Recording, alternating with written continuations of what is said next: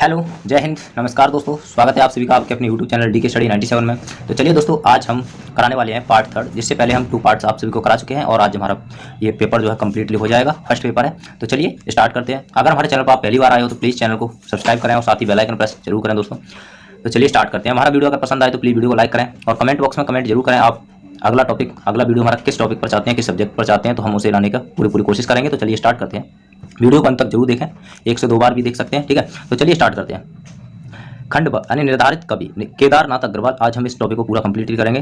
केदारनाथ अग्रवाल किस काव्य धारा के कवि हैं? तो ये है ऑप्शन नंबर ए, प्रगतिवादी। किसके हैं? तो प्रगतिवादी के, ठीक है। चलिए अगला प्रश्न है हमारा, केदारनाथ अग्रवाल का जन्म हुआ था तो कहाँ हुआ था और कब हुआ था? 1911 ईस्वी को बांदा जिले के कामसिन ग्राम में हुआ था। कहाँ हुआ था? 1911 में बांदा जिले के कामसिन ग्राम में हुआ था।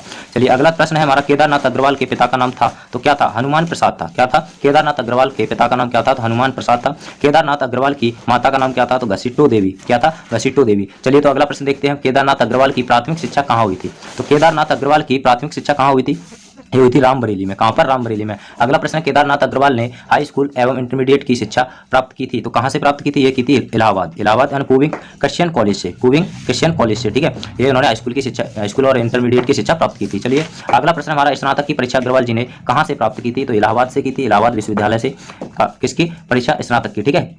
अब बात करते हैं वकालत की शिक्षा अग्रवाल जी ने कहाँ से प्राप्त की थी? तो डीएवी कॉलेज आगरा से। डीएवी कॉलेज आगरा से इन्होंने कहा वकालत की, यानी लॉ यहाँ कहाँ से किया था? तो डीएवी कॉलेज आगरा से। अब बात करते हैं, केदारनाथ अग्रवाल ने वकालत का कार्य कब शुरू किया था? ये किया था 1938 में। कब शुरू किया था? 1938 में। इनका जन्म कब हुआ था? 1911 में इनका जन्म हुआ था बांदा जिले के कामसिन ग्राम में, ठीक है। और 1938 में इन्होंने क्या किया? लॉ का कार्यक्रम कार्य शुरू किया, वकालत का कार्य। अब बात करें साहित्य साधना की ओर केदारनाथ अग्रवाल के कदम किस कारण उठे? कवियों को संपर्क और वकालत के दिनों में उन्हें मनुष्य का विकृत रूप दिखाई दिया, तो इन वजह से क्या हुआ? इन्होंने क्या किया? केदारनाथ अग्रवाल ने कदम किस कारण उठे? साहित्य साधना की ओर, इस वजह से, ठीक है। इस ऑप्शन नंबर से हमारा सही आंसर हो जाएगा। अगला क्वेश्चन देखते हैं, कौन सी कृति केदारनाथ अग्रवाल की है? तो इनमें से कौन सी कृति जो है केदारनाथ अग्रवाल की है? ये है दोस्तों उपयुक्त सभी, यानी ऑप्शन द हमारा सही आंसर हो जाएगा, ऑप्शन नंबर डी। नींद के बादल, युग की गंगा और लोक और आलोक, ये इनकी क्या है? कृतियां हैं। फूल नदी फूल नहीं रंग बोलते हैं के रचनाकार हैं, तो फूल नहीं रंग बोलते हैं के रचनाकार कौन है? केदारनाथ अग्रवाल है। कौन है? केदारनाथ अग्रवाल। आगे देखते हैं, इनमें से कौन केदारनाथ अग्रवाल का घनिष्ठ मित्र रहा है? इनमें से कौन केदारनाथ अग्रवाल का घनिष्ठ मित्र रहा है? ऑप्शन नंबर स हमारा सही आंसर हो जाएगा। केदारनाथ का रामविलास शर्मा कौन रहा है? केदारनाथ अग्रवाल का घनिष्ठ मित्र रहा है, तो रामविलास शर्मा इनका सही आंसर हो जाएगा। आगे देखते हैं, बसंती हवा नामक कविता की रचयिता कौन है? केदारनाथ अग्रवाल। बसंती हवा नामक कविता के रचयिता कौन है? केदारनाथ अग्रवाल। अगला प्रश्न हमारा, चंदू चना चबेना खाता पंक्ति किस कवि की है? तो केदारनाथ अग्रवाल की है। किसकी है? केदारनाथ अग्रवाल की है। जब बाप मरा तब यह पाया भूखे किसान के बेटे ने, इन पंक्तियों के रचयिता कौन है? तो ये इसके पंक्तियों के रचयिता है केदारनाथ अग्रवाल जी, ठीक है। ऑप्शन नंबर डी हमारा सही आंसर होगा। अगला है क्वेश्चन, खेल खलिहान की प्रकृति का चित्रण किस कवि ने प्रमुखता से किया है? तो किस कवि ने? केदारनाथ अग्रवाल जी ने। किसने? केदारनाथ अग्रवाल जी ने। अगला क्वेश्चन है हमारा, धीरे उठाओ मेरी पालकी मैं हूँ सुहागिन गोपाल की, इन पंक्तियों का रचनाकार कौन है? तो ये है केदारनाथ अग्रवाल जी, क्योंकि उन्हीं का टॉपिक चल रहा है, ज्यादातर उन्हीं के आंसर्स में आएंगे, ठीक है। केदारनाथ अग्रवाल का निधन हुआ, तो केदारनाथ अग्रवाल का निधन कब हुआ? 22 जून 2000 को इनका निधन हुआ। इनका जन्म कब हुआ था? 1911 में इनका जन्म हुआ था, ठीक है। और 22 जून 2000 को इनका निधन हो गया। अब बात करते हैं, अगला क्वेश्चन है, युग की गंगा और नींद के बादल कविताएं कब प्रकाशित हुई? तो 1947 में। कब प्रकाशित हुई? 1947 में। युग की गंगा नींद के बादल कविताएं कब प्रकाशित हुई? 1947 में। लोक और आलोक कविता का प्रकाशन हुआ, लोक और आलोक कविता का प्रकाशन हुआ 1957 में हुआ। लोक और आलोक का 1957 में, युग की गंगा और नींद के बादल 1947 में, ठीक है। आगे है क्वेश्चन हमारा, आग की आचना कविता का प्रकाशन वर्ष है? तो 1911 है। क्या है? 1911, ऑप्शन नंबर डी आंसर इसका सही आंसर हो जाएगा। सॉरी, आग की आचना का कविता का प्रकाशन वर्ष है, ऑप्शन नंबर स 1970। क्या है? 1970, इसका सही आंसर होगा ऑप्शन नंबर स, ठीक है। अगला क्वेश्चन हम देखते हैं। अगला क्वेश्चन है, देश की कविताएं का प्रकाशन किस वर्ष हुआ? देश की कविताओं का प्रकाशन हुआ 1971 में हुआ। कब हुआ? 1971 में। केदारनाथ अग्रवाल द्वारा रचित कविता गुलमेहद का प्रकाशन वर्ष क्या है? तो 1978 में कौन सी कविता जो है रचित हुई? गुलमेहद 1978 में, ठीक है। इसका सही आंसर ऑप्शन नंबर स हो जाएगा। पंख और पतवार का प्रकाशन हुआ, तो पंख और पतवार का प्रकाशन हुआ 1969 में। कब हुआ? 1969 में पंख और पतवार का जो प्रकाशन हुआ। अब हे मेरी तुम तथा मार प्यार की थापें तथा बंबई का रक्त स्नान नामक कविताओं का प्रकाशन हुआ। इन तीनों कविताओं का प्रकाशन कब हुआ? 1981 में। कौन कौन सी कविता? हे मेरी तुम, मार प्यार की थापें, बंबई का रक्त स्नान, ये ऑप्शन नंबर बी सही आंसर हो जाएगा हमारा। 1981 में इनकी प्रकाशन हुआ। कहें केदार खरी खरी नामक कविता का प्रकाशन हुआ, कहें केदार खरी खरी नामक कविता का प्रकाशन हुआ 1984 में। कब हुआ? 1984 में। अगला क्वेश्चन है हमारा, अपूर्वा कविता प्रकाशन वर्ष है, तो अपूर्वा कविता प्रकाशन वर्ष कौन है? 1984। क्या है? 1984, ऑप्शन नंबर डी आंसर सही हो जाएगा। केदारनाथ अग्रवाल की कविता क्या, बोले बोल अबोल का प्रकाशन किस वर्ष हुआ? तो बोले बोल अबोल का प्रकाशन वर्ष कब हुआ? तो यह 1985 में। कब हुआ? 1985 में। इसका सही आंसर हो जाएगा ऑप्शन नंबर बी। केदारनाथ की कविता जो शिला तोड़ते हैं का प्रकाशन वर्ष कब हुआ? 1986 में। ठीक है, option number D. Option number D इसका सही आंसर हो जाएगा। अगला क्वेश्चन हमारा, प्रयोगवाद की स्थापना कब हुई? तो प्रयोगवाद की स्थापना 1942 में हुई। कब हुई? 1942 में। ऑप्शन नंबर सी आंसर सही हो जाएगा। अब देखते हैं, केदारनाथ अग्रवाल ने काव्य में लोक जीवन का चित्रण हुआ है जिसके तत्व हैं, तो इसका सही आंसर होगा ऑप्शन नंबर डी। क्या हो जाएगा? ऑप्शन नंबर डी, यानी अशिक्षा, बेकारी और निक-सम्मान और अंधविश्वास एवं असंतोष। ठीक है, ये इसका सही आंसर हो जाएगा ऑप्शन नंबर डी। इसके तीनों आंसर जो सही है। अब आते हैं, केदार जी की रचनाओं में मुख्य रूप से किस प्रकार का चित्रण हुआ? तो मुख्य रूप से किस प्रकार का चित्रण हुआ? सामाजिक, यथार्थ, वस्तुवादी चित्रण, प्रकृति का सजीव अंकन, लोक जीवन के रंगों का अंकन। ठीक है, इसका सही आंसर होगा ऑप्शन नंबर द। ठीक है, ऑप्शन नंबर डी हमारा सही आंसर हो जाएगा। चलिए अगला प्रश्न देखते हैं, केदारनाथ अग्रवाल की रचनाओं का मुख्य विषय क्या है? तो केदारनाथ की मुख्य विषय क्या है? केदारनाथ की रचनाओं का मुख्य विषय है निर्माण और सृजन, मजदूरों की महिमा का गान, अन्याय एवं शोषण की समाप्ति। ये इनका मुख्य विषय है। ठीक है, ऑप्शन नंबर डी हमारा सही आंसर होगा। आगे देखते हैं, केदारनाथ जी का चौथा कविता संग्रह कब प्रकाशित हुआ? तो चौथा कविता संग्रह कब प्रकाशित हुआ? ऑप्शन नंबर 1965 में। कब हुआ? 1965 में। शिव मंगल सिंह सुमन का जन्म कब हुआ था? तो ये 1915 में। शिव मंगल सिंह सुमन। अब अगला हमारा पॉइंट है 2, शिव मंगल सिंह। तो इनका जन्म कब हुआ? 1915 में हुआ। और कहाँ पर हुआ था? तो ग्राम झगरपुरा जिला उन्नाव में हुआ था। उन्नाव में। ठीक है, ग्राम झगरपुरा जिला उन्नाव में, उत्तर प्रदेश में पड़ता है। आगे देखते हैं, अगला क्वेश्चन है हमारा, सुमन जी के पिता का नाम था? तो सुमन जी के पिता का नाम था ठाकुर साहब बख्श सिंह। क्या नाम था? ठाकुर साहब बख्श सिंह। शिव मंगल सिंह सुमन ने परास्नातक हिंदी की उपाधि कहाँ से प्राप्त की? तो ये की थी काशी हिंदू विश्वविद्यालय से। काशी हिंदू विश्वविद्यालय से इन्होंने उपाधि जो है प्राप्त की थी। अब बात करें, शिव मंगल सिंह सुमन किस काव्यधारा से जुड़े कवि हैं? प्रगतिवादी से। शिव मंगल सिंह किस काव्यधारा से? प्रगतिवादी से। नीति काव्य उदय का विकास किस आलोचनात्मक कृति है? इसका आंसर होगा ऑप्शन नंबर सी, यानी शिव मंगल सिंह सुमन की। किसकी है? शिव मंगल सिंह सुमन की। सुमन जी ने विक्टोरिया कॉलेज में हिंदी प्रवक्ता पद पर कार्य करना कब शुरू किया था? तो 1942 में किया था। इनका जन्म कब हुआ था? दोबारा से एक बार देख लेते हैं। 1915 में इनका जन्म हुआ था। कहाँ पर हुआ था? ग्राम झगरपुरा जिला उन्नाव में हुआ था। ग्राम झगरपुरा और जिला उन्नाव में हुआ था। अब आप, और इन्होंने सुमन जी ने माधव कॉलेज उज्जैन में हिंदी विभागाध्यक्ष कब बने? तो बने 1948 में। कब बने? 1948 में। अगला क्वेश्चन देखते हैं, काशी हिंदू विश्वविद्यालय ने हिंदी गीत काव्य का उद्भव, विकास और हिंदी साहित्य में उसकी परंपरा विषय पर डी.लिट की उपाधि कब प्रदान की? ऑप्शन नंबर बी आंसर सही हो जाएगा, 1950 में। कब? 1950 में। सुमन जी ने होलकर कॉलेज इंदौर में हिंदी विभागाध्यक्ष पद पर कब तक कार्य किया? तो इन्होंने कार्य किया था ऑप्शन नंबर बी, यानी 1954 से 1956 तक कार्य किया था। अगला क्वेश्चन हम यहाँ पर देखने वाले हैं, शिव मंगल सिंह सुमन का संबंध किस काव्यधारा से रहा है? तो शिव मंगल सिंह सुमन का संबंध किस काव्यधारा से है? प्रगतिवाद से। ठीक है, प्रगतिवाद से अभी हम देख चुके हैं, दोबारा देख लिया। मिट्टी की बारात किसका काव्य संकलन है? तो यह है शिव मंगल सिंह सुमन का। ठीक है, मिट्टी की बारात किसका काव्य संकलन है? तो यह है शिव मंगल सिंह सुमन का।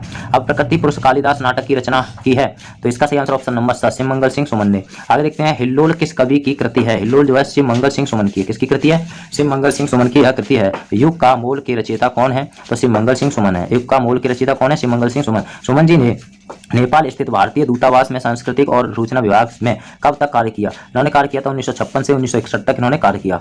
अब बात करते हैं, विक्रम विश्वविद्यालय उज्जैन में सुमन जी कला संकाय के डीन तथा व्यवसायिक संगठन शिक्षण समिति प्रबंध कार्यकारिणी सभा के सदस्य कब रहे? तो ये 1964 में रहे थे। कब रहे? तो 1964 में। अगला क्वेश्चन है हमारा, सुमन जी माधव कॉलेज उज्जैन में प्रवक्ता पद पर कार्य कर रहे, तो इन्होंने कब से कब तक कार्य किया था? 1961 से 1968 तक। 1961 तक किसमें रहे थे? तो ये रहे थे भारतीय दूतावास में। 1956 से 1961 तक, 1961 से 1968 तक किसमें? यानी उज्जैन में प्रवक्ता पद पर कार्य किया 1961 से 1968 तक। ठीक है, अगला क्वेश्चन देखते हैं। अगला क्वेश्चन है हमारा, सुमन जी विक्रम विश्वविद्यालय उज्जैन में कुलपति के पद पर कब तक रहे? तो ये रहे थे 1968 से 1970 तक। कब तक रहे? 1968 से 1970 तक। इनमें से कोई नहीं। इसका सही आंसर क्या है हमारा? ऑप्शन नंबर बी, यानी 1968 से 1970, यानी 1961 से 68 तक किसमें रहे थे? अब दोबारा एक बार देख लेते हैं, यानी उज्जैन में प्रवक्ता पद पर कब से? 1961 से 68 तक। उससे पहले कहाँ पर रहे थे? ये रहे थे भारतीय दूतावास में, यानी 1956 से 61 तक भारतीय दूतावास में। फिर उज्जैन में प्रवक्ता पद पर 61 से 68 तक, और 68 के बाद कहाँ पर रहे? ये रहे कुलपति के पद पर। ठीक है, विश्वविद्यालय में कुलपति के पद पर 68 से 70 तक इन्होंने कार्यभार संभाला। आगे देखेंगे, शिव मंगल सिंह सुमन को मध्य प्रदेश सरकार ने उनके काव्य संग्रह विश्वास बढ़ता ही गया पर देव पुरस्कार कब प्रदान किया? तो ये 1958 में। कब किया था? 1958 में। अगला प्रश्न, सुमन जी को उनके काव्य संग्रह पर आंखें नहीं भरी पर नवीन पुरस्कार से किस वर्ष सम्मानित किया? तो इसका सही आंसर होगा ऑप्शन नंबर डी 1964। ठीक है, इसका सही आंसर क्या होगा? 1964। अगला प्रश्न है, मध्य प्रदेश सरकार ने सुमन जी को राष्ट्रीय उत्सव में किस वर्ष सम्मानित किया? तो 1973 में। किस वर्ष सम्मानित किया? 1973 में। सुमन जी को भारत सरकार द्वारा पद्मश्री की उपाधि से कब सम्मानित किया? तो भारत सरकार द्वारा पद्मश्री की उपाधि से कब सम्मानित किया गया था? 1974 में। किसको? सुमन जी को। ठीक है, अगला प्रश्न है हमारा, सुमन जी को भागलपुर विश्वविद्यालय द्वारा डी लिट की उपाधि से कब सम्मानित किया? भागलपुर विश्वविद्यालय द्वारा डी लिट की उपाधि से कब सम्मानित किया गया था? तो ये किया 1973 में। ठीक है, 1974 में क्या हुआ था? पद्मश्री की उपाधि से सम्मानित 1974 में, और डी लिट की उपाधि से 1973 में। इस तरह से आप इसे रिलेट करके याद कर सकते हैं। अब बात करें, सुमन जी को सोवियत भूमि नेहरू पुरस्कार कब प्रदान किया? तो 1974 में। ठीक है, ये लगातार याद सकते हैं। 1973 में क्या क्या, यानी नेहरू पुरस्कार 1974 में, और पद्मश्री पुरस्कार भी कब? 1974 में। 1974 में इन्हें 2 पुरस्कार मिले हैं। ठीक है, 1973 में डी लिट की उपाधि से इन्हें सम्मानित किया गया था। इसी तरह से याद कर सकते हैं। आगे देखते हैं, सुमन जी को लिट की बारात, सुमन जी को मिट्टी की बारात नामक काव्य संग्रह का साहित्य अकादमी पुरस्कार से सम्मानित कब किया गया था? तो 1973 में। ठीक है, और 1973 में मिट्टी की बारात नामक संग्रह का साहित्य अकादमी पुरस्कार से सम्मानित किया गया, और 1973 में ही डी लिट की उपाधि जो है उन्हें मिली थी। ठीक है, 1973 में डी लिट की उपाधि और मिट्टी की बारात नामक काव्य संग्रह का साहित्य अकादमी पुरस्कार इन्हें 1973 में मिला। आगे देखते हैं, सुमन जी ने किस वर्ष नागपुर विश्वविद्यालय महाराष्ट्र में दीक्षांत भाषण दिया था? तो 1974 में दीक्षांत भाषण दिया था। आगे देखेंगे, राष्ट्रीय संग्रहालय नई दिल्ली में पंचम दिनकर स्मृति व्याख्यान माला के अंतर्गत सुमन जी को भाषण के लिए कब आमंत्रित किया था? तो 1977 में किया था। कब किया था? 1977 में। अगला प्रश्न देखते हैं, राष्ट्रकुल विश्वविद्यालय परिषद के लंदन विश्वविद्यालय स्थित मुख्यालय में सुमन जी को कार्यकारिणी परिषद के सदस्य के रूप में कब नियुक्त किया था? तो 1975 में नियुक्त किया था। कब? 1975 में। अगला क्वेश्चन देखेंगे, भारतीय विश्वविद्यालय परिषद कोयम्बटूर तमिलनाडु में हुए 52 के वार्षिक अधिवेशन की अध्यक्षता सुमन जी ने कब की? तो ये की थी 1977 में। तो चलिए दोस्तों, अगर दोस्तों अभी तक हमारे चैनल को आपने सब्सक्राइब नहीं किया हो तो प्लीज चैनल को सब्सक्राइब करें और साथ ही बेल आइकन प्रेस जरूर करें, जिससे अगली वीडियो का नोटिफिकेशन सबसे पहले आप सभी को मिल सके। अगला क्वेश्चन देखते हैं, सौराष्ट्र विश्वविद्यालय राजकोट के भारतीय विश्वविद्यालय परिषद के 53 में अधिवेशन की अध्यक्षता सुमन जी ने कब की? तो ये की थी 1978 में। कब की थी? 1978 में। अगला क्वेश्चन देखते हैं, सुमन जी का हिलोल काव्य संग्रह कब प्रकाशित हुआ? तो सुमन जी का हिलोल काव्य संग्रह तो कब प्रकाशित हुआ? 1940 में। कब हुआ था? 1940 में। ठीक है, अगला क्वेश्चन हम देखते हैं, अगला क्वेश्चन है, सुमन जी का जीवन के गान काव्य संग्रह कब प्रकाशित हुआ? तो ये 1942 में। कब हुआ था? 1942 में। अगला क्वेश्चन, सुमन जी का प्रथम पूजन काव्य संग्रह कब प्रकाशित हुआ था? तो ये हुआ था 1945 में हुआ था। ऑप्शन नंबर डी इसका सही आंसर हो जाएगा। विश्वविद्यालय बढ़ता ही गया काव्य संग्रह कब प्रकाशित हुआ? तो 1955 में हुआ था। इसका सही आंसर होगा ऑप्शन नंबर डी। ठीक है, 1955 में। सुमन का काव्य संग्रह पर आंखें नहीं भरी काव्य संग्रह कब प्रकाशित हुआ? तो इसका सही आंसर है ऑप्शन नंबर डी, यानी 1959। ठीक है, सुमन जी का प्रकृति पुरुष कालिदास नाटक कब प्रकाशित हुआ? तो ऑप्शन नंबर सी 1962 में हुआ था। अगला क्वेश्चन देखें, सुमन जी का विंध्य हिमालय काव्य संग्रह कब प्रकाशित हुआ? तो ऑप्शन नंबर इसका डी 1966 में हुआ था। मिट्टी की बारात काव्य संग्रह कब प्रकाशित हुआ? तो 1972 में हुआ था। ठीक है, और 1972 में यह कब प्रकाशित हुआ? 1973 में। क्या बोला था? दोबारा से एक बार हम दोबारा देख लेंगे। तो 1972 में प्रकाशित हुआ। 1973 में नामक काव्य संग्रह का साहित्य अकादमी पुरस्कार मिला था, यानी मिट्टी की बारात नामक संग्रह का साहित्य पुरस्कार कब मिला था? तो 1973 में मिला था। अगला क्वेश्चन हम यहाँ पर देखते हैं, सुमन जी द्वारा संकलित वाणी की व्यथा काव्य संग्रह कब प्रकाशित हुआ था? तो 1982 में। कब हुआ था? 1982 में। अगला क्वेश्चन हम यहाँ पर देखेंगे, आज के लोकप्रिय कवि का प्रकाशन वर्ष है? तो आज के लोकप्रिय कवि का प्रकाशन वर्ष है 1975। ठीक है, क्या है? 1975। अगला क्वेश्चन हम यहाँ पर देखते हैं, सुमन जी द्वारा रचित महादेवी की काव्य साधना आलोचना का प्रकाशन वर्ष क्या है? तो इसका प्रकाशन वर्ष है 1946। क्या है? तो 1946। इसका सही आंसर होगा ऑप्शन नंबर डी। ठीक है, अगला क्वेश्चन देखेंगे, अब देखेंगे दुष्यंत कुमार को। ठीक है, दुष्यंत कुमार के बारे में भी जान लेते हैं थोड़ा सा। आप देखें, हिंदी के प्रसिद्ध गजलकार, यानी हिंदी के प्रसिद्ध गजलकार कौन थे? दुष्यंत कुमार थे। कौन थे? दुष्यंत कुमार। अब आगे देखें, एक कंठ विषपाई का संबंध है तो यह शिव सती दक्ष की कथा से, कैसे? यह शिव सती दक्ष की कथा से है। ऑप्शन नंबर सी इसका सही आंसर हो जाएगा। आगे देखेंगे, एक कंठ विषपाई किस कवि की रचना है? तो इसका सही आंसर ऑप्शन नंबर ए, यानी ऑप्शन नंबर दुष्यंत कुमार। ठीक है, अगला क्वेश्चन है, कहाँ तो तय था चिरागा हरेक घर के लिए यह पंक्ति किस कवि की है? तो यह पंक्ति दोस्तों किसकी है? दुष्यंत कुमार की है। किसकी है? दुष्यंत कुमार की। अगला प्रश्न हम देखेंगे, दुष्यंत कुमार का जन्म कहाँ हुआ था? तो दुष्यंत कुमार का जन्म कब हुआ था? तो 1933 में हुआ था। और कहाँ पर हुआ था? बिजनौर जिले के राजापुर नवादा ग्राम में हुआ था। बिजनौर जिले के राजापुर नवादा ग्राम में हुआ था। ठीक है, ये कहाँ पड़ता है? तो उत्तर प्रदेश में पड़ता है। आप इसे याद रख सकते हैं। अगला क्वेश्चन हम यहाँ पर देखेंगे, दुष्यंत कुमार का जन्म किस प्रकार के परिवार में हुआ था? तो ये कृषक परिवार में हुआ था। दुष्यंत कुमार का जन्म कृषक परिवार में हुआ था। सोए में धूप किसकी कृति है? तो सोए में धूप किसकी कृति है? तो दुष्यंत कुमार की है। किसकी? दुष्यंत कुमार की। हो गई पीर पर्वत सी पिघलनी चाहिए, इस हिमालय से कोई गंगा निकलनी चाहिए, पंक्ति किसकी है? तो दुष्यंत कुमार की है। ठीक है, हो गई पीर पर्वत सी पिघलनी चाहिए, इस हिमालय से कोई गंगा निकलनी चाहिए। इसका सही आंसर ऑप्शन नंबर यानी option number A, Dushyant Kumar. अगला क्वेश्चन है, दुष्यंत कुमार को किस सप्तक में स्थान मिला है? तो दुष्यंत कुमार को किस सप्तक में? उपरोक्त में से कोई नहीं। ठीक है, इसका सही आंसर होगा option number D. Dushyant Kumar ने उच्च शिक्षा कहां से प्राप्त की है? तो इन्होंने शिक्षा जो है इलाहाबाद विश्वविद्यालय से जो है उच्च शिक्षा प्राप्त की है। अगला क्वेश्चन हम यहाँ पर देखेंगे, दुष्यंत कुमार के काव्य भावपक्षीय विशेषताएं। तो दुष्यंत कुमार के काव्य भावपक्षीय विशेषताएं हैं, तो इसका सही answer option number D, option number D यानी ये सभी। कौन कौन से हैं? व्यक्तिक चेतना, आत्मसंघर्ष एवं संवेदनशीलता, और अगला है हमारा क्रांति का स्वर तथा राष्ट्रीय भावना, अगला कुशासन के प्रति आक्रोश तथा जीवन की नश्वरता प्रतिपादन। ठीक है, इसका सही answer option number D. Dushyant Kumar के काव्य कला पक्षीय विशेषताएं हैं, तो इसका सही आंसर ऑप्शन नंबर डी। यानी कौन कौन सी विशेषताएं हैं इसे भी जान लेते हैं। शैली, संयोजना, छंद योजना। ठीक है, अगला है भाषा वैशिष्ट और अलंकार योजना। ये तीनों योजना हैं जो कि कला पक्षीय विशेषताएं हैं। आगे देखते हैं दुष्यंत कुमार ने किन किन विधाओं को अपने लेखन में अपनाया है, तो नाटक को भी अपनाया है, कहानी को भी अपनाया है और उपन्यास को भी अपनाया है। ठीक है, अगला क्वेश्चन है हमारा, सिर्फ हंगामा खड़ा करना मेरा कदम नहीं, मेरी कोशिश है कि ये सूरत बदलनी चाहिए। पंक्तियां किस कवि की हैं? तो दुष्यंत कुमार की। किसकी हैं? दुष्यंत कुमार की। अगला प्रश्न है, आंगन में एक वृक्ष किसकी उपन्यासिक कृति है? तो दुष्यंत कुमार की। किसकी है? दुष्यंत कुमार की। अगला प्रश्न है, दुष्यंत कुमार की कृति सोए में धूप किस विद्या की कृति है? तो गजल एवं संग्रह। अगला, दुष्यंत कुमार का जीवन काल क्या है? इसका जीवन काल, तो इनका जन्म कब हुआ था? स्टार्टिंग से फिर भी दोबारा देख लेते हैं, इनका जन्म कहाँ हुआ था और कब हुआ था? 1933 में इनका जन्म हुआ था। अब दुष्यंत कुमार का जीवन काल 1933 से कब तक है? 1975 तक। इनकी मृत्यु कब हुई? 1975 में। अगला है, दुष्यंत कुमार जी का निधन हुआ था तो 1975 में हुआ था। कब हुआ था? 1975 में उनका निधन हुआ था। अगला प्रश्न हमारा, दुष्यंत कुमार जी का अंतिम गजल संग्रह कब प्रकाशित हुआ? तो ये हुआ 1975 में। ऑप्शन नंबर बी सही आंसर हो जाएगा। अगला क्वेश्चन है हमारा, एक कंठ विस्फाई दुष्यंत कुमार की किस प्रकार की विद्या है? तो गीत नाट्य। किस प्रकार की विद्या है? तो गीत नाट्य की। अगला क्वेश्चन हम देखेंगे, अगला क्वेश्चन है आलोक धनवा की। ठीक है, आलोक धनवा के बारे में भी जान लेते हैं थोड़ा सी। आलोक धनवा का जन्म कब हुआ था? तो 1948 में इनका जन्म हुआ था। और कहाँ पर हुआ था? तो ये बिहार के मुंगेर जिले में हुआ था। बिहार के मुंगेर जिले में किसका जन्म हुआ था? आलोक धनवा का। ठीक है, आलोक धनवा की पहली कविता वाम पत्रिका में कब प्रकाशित हुई? तो 1972 में प्रकाशित हुई, 1972 में। अगला प्रश्न देखेंगे, आलोक धनवा की गोली दागो पोस्टर कविता फिलहाल पत्रिका में कब प्रकाशित हुई? तो 1972 में। ठीक है, 1972 में। अगला प्रश्न देखते हैं, आलोक धनवा कौन से लेखक संघ से जुड़े थे? तो किस लोग लेखक संघ से जुड़े थे आलोक धनवा? तो ये जुड़े थे बिहार, ठीक, पश्चिम बंगाल एवं पंजाब, आंध्र प्रदेश, इन 3 से 4 विभागों में ये जो है जुड़े हुए थे।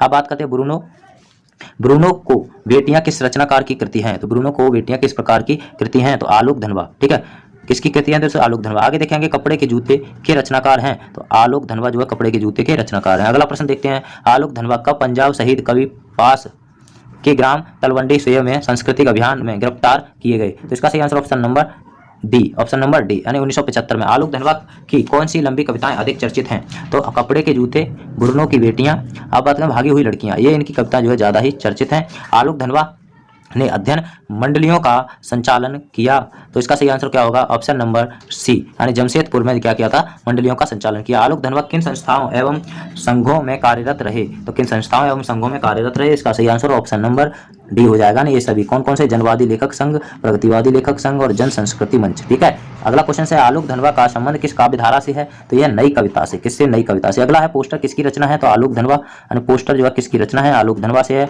दुनिया रोज बनती है के कृतिकार हैं? तो आलोक धनवा। दुनिया रोज बनती है के कृतिकार हैं? तो आलोक धनवा है। आलोक धनवा की कविता इनमें से कौन सी है?